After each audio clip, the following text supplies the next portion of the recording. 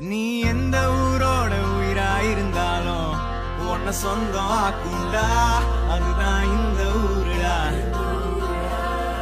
எங்க பீச்சு காத்து மேல பட்டா போதுண்டா, உனக்கு நல்ல ராசிடா, இனி நீ சென்னை வாசிடா. பாவா வந்து ஆட்டோல ஏறி பாத்தியா, அண்ணன் சொல்லு நம்ம ஊரோட வரலாறு கேட்டியா, மயிலாப்பூர்